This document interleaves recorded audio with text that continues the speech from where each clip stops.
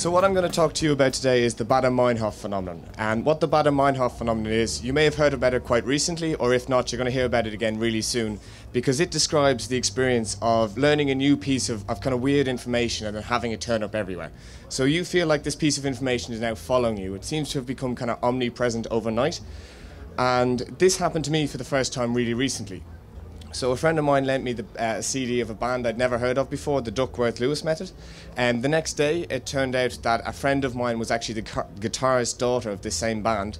And the day after that, I figured out that this band was actually playing Electric Picnic yesterday afternoon. Now, it seemed like fate was conspiring for me to go and see this band, which of course I had to.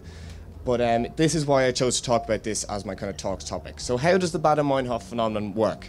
It's also known as the frequency illusion, and it's mainly to do with the way our brains function. So our brains are incredible pattern noticing machines, and the way it works is that we're exposed to huge amounts of information every day. So it's highly likely and almost inevitable that we'll come across a piece of information we've seen before rather. And when this happens, our brains promote this piece of information because it's the beginning of a pattern. And we use patterns to learn, kind of like this here, so they hold a special importance to us. What's really important to realize is the vast number of pieces of information that are completely ignored by us every day. So this uninteresting data, so all the grey writing, is ignored because of a thing called selective attention. So selective attention was made some way famous by these two men here, Daniel Simons and Christopher Schabers. And they designed a test where two teams, one dressed all in white and one dressed all in black, would pass a basketball back and forth between them, okay? So your job as the testee or as the observer was to count the number of passes the people wearing white t-shirts would make. And you're so focused on taking in only this one particular type of data, you're so focused on the task in hand, that even when a guy dressed up as a gorilla walks into the middle of the stage, stands there, bangs his chest and walks out again, you completely fail to notice this, okay? So this is exactly what's happening to us every day, because this is the kind of information that we want to take in.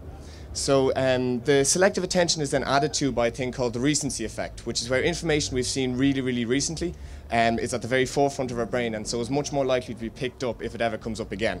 So it's like if you ask someone to remember a list and then say it back to you afterwards, they're always much more likely to remember the items at the very end of the list. So in this case, fruit, window, and bookcase.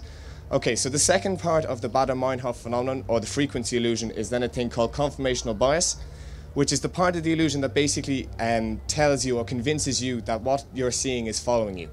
So what happens is that our brain actually, supports us for having seen a piece of information again, and tries to confirm that this is actually becoming omnipresent, that it's actually following us everywhere.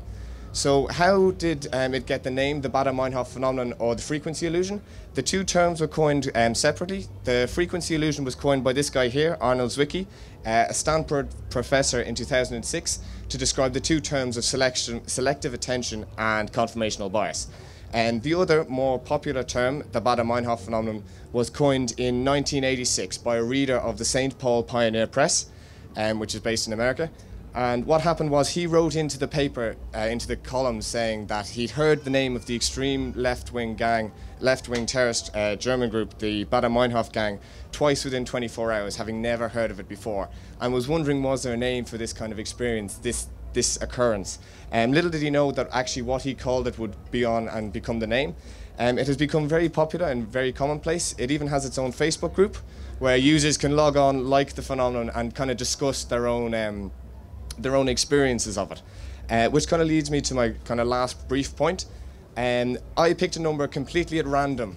So it was the number of unopened items in my inbox when writing this talk. As you can see, I have a lot of mail to kind of get through. So our number for today is going to be 74. And what I want you to do about this number is that every time you see this number from now on, so every time you see the number 74, and it actually does come up quite a lot, I had recently discovered that the number 74 is the minimum number of non-Hamilton something or other with minimum vertices. I can't remember the exact thing, not right now anyway. So what I want you to do is every time you see this number, every time you see 74, I want you to remember this talk, I want you to remember what it is you're actually experiencing, and I want you to explain it to someone else around you. Okay, so thanks very much for your attention. Pinky in the brain.